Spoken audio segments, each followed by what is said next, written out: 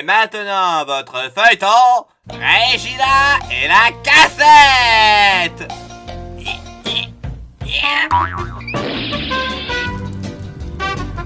Aïe! Let's see me rolling the hiding. On est marre. Dans le passé. Ah, salut! Ça fait un épisode que je vous cherche et... Ah! Pourquoi vous n'avez rien dit? Dites-moi que ce symbole n'était pas déjà là! On se calme tout le monde, remettons les idées en place, je vous prie. Donc, au procès, on apprend que les doigts sacrés parfaitement inoffensifs est marqué du sang de corde, ce qui est pas cool. Mais ne pouvant rien faire d'autre, parce qu'ils sont inutiles, nos héros s'en allèrent se coucher. Sauf que, pendant la nuit, un prêtre d'Ulrich les réveilla et leur remirent le coffre qui contenait le crâne hérétique. Et en gros, ici, là, il y a un Gugus qui sait, peut-être, comment détruire le crâne. Allez le voir et démerdez-vous, voilà. Et on est pressé, alors vous faites ça tout de suite. Comment ça, il fait nuit? Mais je m'en fous, vous y allez. Ils allèrent donc au lieu indiqué. Et maintenant, l'instant péripétie inutile. Tu nous dois de l'argent. Oh non, je leur dois de l'argent. La ferme! On veut être discret. Oh merci, mais je leur dois encore de l'argent. M'en fous, je récupère juste les termites de Tchekhov et bye bye. Oh non, je leur dois encore de l'argent. C'était l'instant péripétie inutile. Ils arrivèrent sans encombre au lieu indiqué, qui s'avère être un collégial. Ne me demandez pas ce que c'est, je vous en prie. Mais comme c'est des gens intelligents, ils ont fermé les portes la nuit. Donc notre groupe est bloqué devant le collégial comme des cons. Mais grâce à l'odorat sans faille de Domini... Arrêtez de rire, je ne plaisante pas. Ils trouvèrent une fenêtre ouverte duquel émanait la douce odeur d'un coulommiers bien frais. Désolé. Le seul hic, c'est que la fenêtre ouverte est en hauteur. Faut faire un peu d'escalade. Heureusement, notre groupe est composé de ninjas, et tous arrivèrent à monter à la fenêtre. Ah! C'est vrai qu'un nain équipé d'armes lourdes et en armure complète ne peut pas vraiment escalader le mur. Et c'est pas faute d'avoir essayé toutes sortes de méthodes plus originales les unes que les autres. Tant pis, on va continuer sans toi. Attends-nous dehors, on va voir le mec qui revient. D'accord? Mais question... Qui portait le coffre qui contenait le crâne? Mais silence! Tu vas réveiller tout le monde. Ils descendirent dans les cuisines, car il y a toujours une porte qui mène à l'extérieur de la cuisine. Toujours. Mais souvenez-vous, j'ai dit qu'ils fermaient les portes, et celle-ci ne fait pas exception, elle est fermée à clé. Attendez! Laissez-moi faire. Hein? Voilà. Comme ça, voilà. C'est parfait. Oui, oui. Et... Ça marche pas. Ok, laissez-moi faire. Écartez-vous. Et hop, encore une infiltration ratée. Après avoir réveillé tout le collégial et tout le quartier en prime, ils coururent vite jusqu'à la chambre du Gus. Et après avoir ellipsé la raison de leur venue, ils lui remirent le coffre qui contenait le crâne. Ok, laissez-moi voir ça. Il y a un problème. Quoi encore? Il y a bien un crâne, mais pas celui qui est censé y être. Quoi? Et là, révélation de Godin de Hoofman! Dans le coffre ne se trouvait pas le crâne hérétique, mais la tête du témoin clé du procès. Or, seuls les membres du culte d'Ulrich pouvaient avoir accès au crâne. Donc, direction le temple d'Ulrich pour investiguer un peu. Ils arrivèrent devant le temple et découvrirent que celui-ci était gardé par des miliciens. Mais grâce à l'absence de vision des miliciens, ils purent rentrer tranquillement dans le temple. Mais au détour d'un couloir, ils croisèrent le chemin de deux géants en armure rouge. Alors, on juge pas, c'est peut-être du sang pour Corne. Ok, on juge très vite, c'est des méchants. Le niveau d'hérésie vient de dépasser les 9000 avec la présence d'un rituel pour dieu du Kyo Korn au sein de l'église d'Ulrich. Il faut à tout prix les arrêter. Mais avant, va falloir passer ces deux zigotos. Utilisant leur vitesse de ninja, Regina et Vincent lancèrent une attaque synchro contre un des zigotos, qui repoussa leur demande de manière quelque peu élégante. Mais profitant que son attention soit occupée, Niklos envoya un caillou décisif. Prends ça! Ah ouais, ils sont vraiment très solides. Mais heureusement, Ailey a un plan. Elle s'approcha et lança un sort de sommeil sur Niklos tout en le poignardant. Quoi? Attendez une seconde. Lance un sort de sommeil sur Niklos tout en le poignardant. Ah bah non, j'ai bien lu. Quoi? Donc, le but, c'est de se faire passer pour une alliée, s'infiltrer parmi eux. D'accord, mais alors, vous aviez l'avantage du nombre. Ensuite, il y a d'autres zigotos derrière. Et, spoiler, ils font pas un barbecue. Et enfin, tu te serais retrouvé toute seule contre tous les fanatiques. C'est débile. Évidemment, le zigoto en profite et défonce Niklos. Pourquoi te priver d'une occasion donnée? Ah, c'est gratuit. Suite à cette aberration, Vincent perdit sa concentration et se prit un violent coup. Mais vous aviez l'avantage. Attendez, toi, là, t'as pas encore joué. Fais quelque chose par pitié. Mais non, mais fuis pas. Y'a que toi qui reste assez violente pour m'accepter. Bravia. Ok. Calmons-nous et récapitulons. Vincent et Regina se font recte par 1 zigoto, Niklos pisse le sang à moitié endormi par terre, Ailey a des plans foireux et toi Milly fuit. Tout va bien. Évidemment, après avoir bousillé Niklos, elle zigoto décide de s'en prendre à Ailey, mais qui comprend pas pourquoi, tiens. Mais arrêtez de vous inquiéter. Elle a un plan. Elle va faire des illusions de trucs pour faire genre que c'est une magicienne de corps. Vous voyez, quand je vous dis que ces plans sont foireux, j'ai précisé à l'épisode 4 que Korn déteste la magie. Alice, pourquoi tu regardes pas mes résumés? Et donc, elle se fait défoncer aussi. Oh bah ça alors. Oh bah ça n'a pas marché. Oh bah c'est quand même surprenamment étonnant, dites donc. Même Gilbert Montagnier n'arrive jamais pu voir la foire à des kilomètres. Pendant cette catastrophe nucléaire, Regina et Vincent galéraient à essayer de tuer ce type qui a foutu tous ses points d'XP en armure. C'est quand même ballot que le seul bourrin du groupe ait pris la fuite.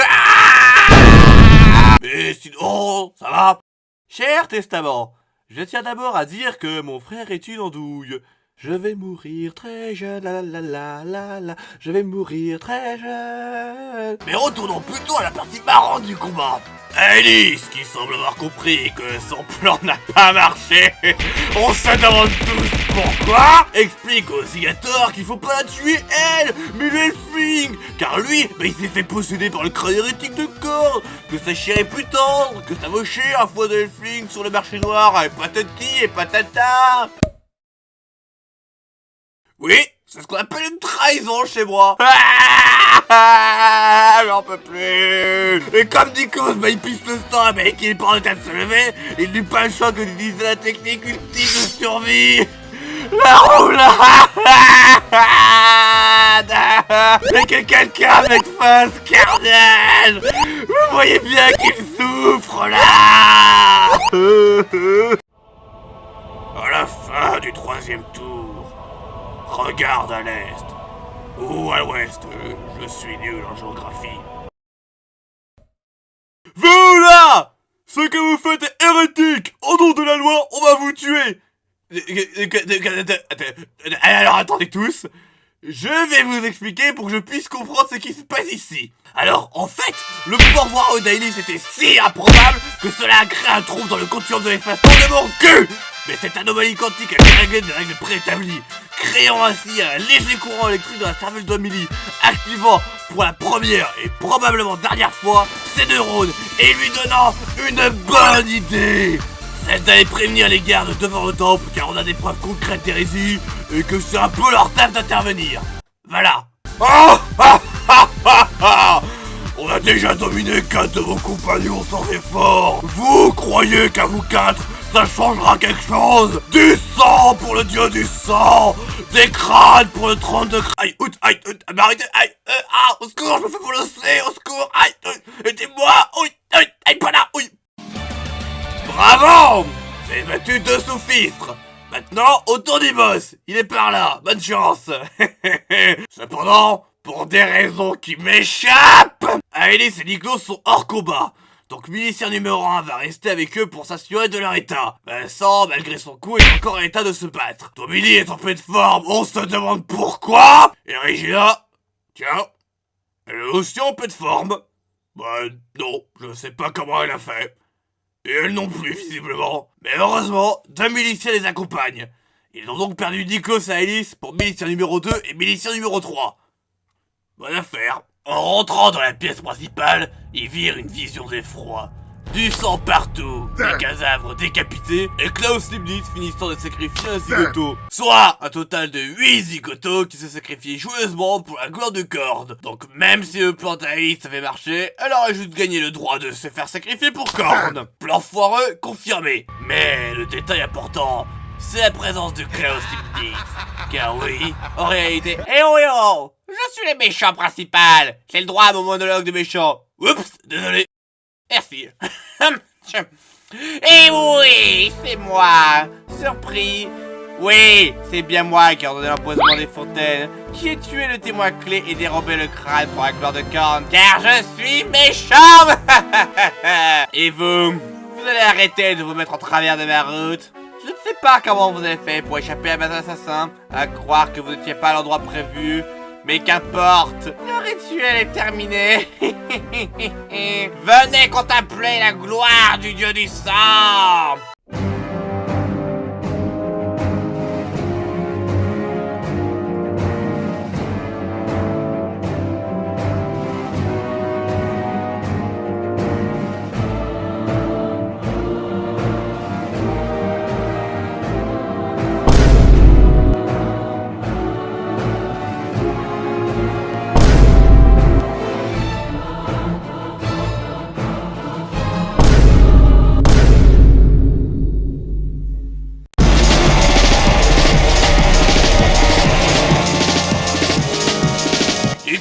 Sortait une créature immonde qui ne devrait vraiment pas être dans ce point de l'existence. Si c'était bon, alors oui, officiellement ça s'appelle un sanguinaire, mais je suis pas démonologue, alors je m'en fous. Se déchaîne, toute la ville va tomber.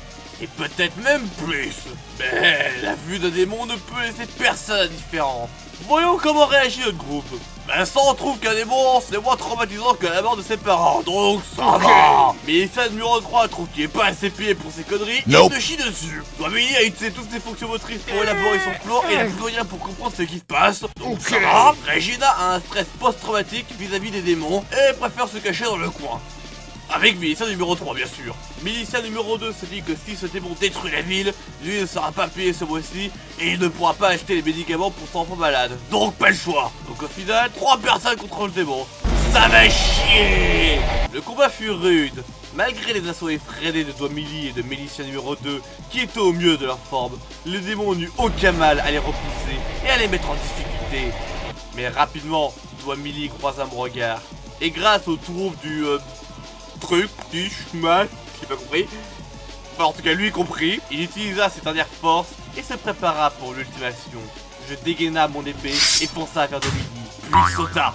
Doimili utilisa ses forces pour me projeter en l'air. Ma lame au vent, je croisai le regard du démon. Par réflexe bestial, il tenta une attaque.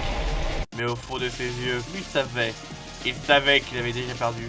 Avec mon épée, je l'abattis sur le démon et lui trancha la tête d'un seul coup. Son corps mort s'effondra lourdement sur le sol. Maintenant, ce qui s'est vraiment passé.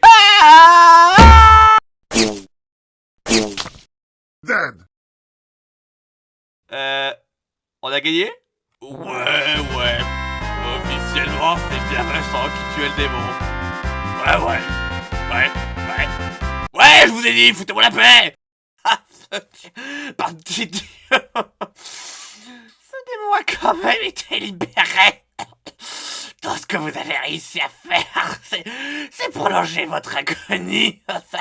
Ce monde minable sera bientôt détruit. Du sang pour le dieu du sang. Des crânes pour le trône des crânes. Oh bah merde alors. On a bien glissé. Que je suis maladroit. Attendez, je le ramasse. Ah bah zut alors. Mon arme est trop lourde et je suis obligé de la lâcher. Oh là là, que je suis bêta.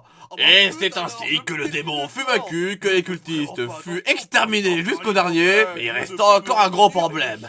Le temple d'Ulrich, deuxième dieu majeur de l'Empire, est couvert de marques d'hérésie, de sang et de cadavres. Et ça va prendre un temps fou pour tout nettoyer, si c'est nettoyable d'ailleurs. Ne vous inquiétez pas. Oh putain, Deus Ex Machina. Je suis Ulrich en personne, et je suis porteur d'un message. Mais d'abord... Voilà, je déteste la saleté. Donc, j'en étais où, moi, déjà? Ah oui! Nous vous remercions pour votre intervention contre le chaos. Mais une partie du démon s'est libérée. Heureusement, ce démon fut scindé jadis en 3 parties. Et seulement une d'entre elles est libre. Les 2 autres parties du démon sont encore enfermées. Vous devez les trouver et les détruire pour empêcher l'avènement du chaos. Et en récompense de vos efforts, je vous offre ma marque. Et c'est ainsi que toute l'équipe gagnèrent un tatouage gratuit sur le dos de la main droite, prouvant que Sigmar et Ulrich, ils sont poteaux, et qu'il faut se tenir pour casser la gueule à corde. Parce que casser la gueule à une type, c'est plus sympa à plusieurs.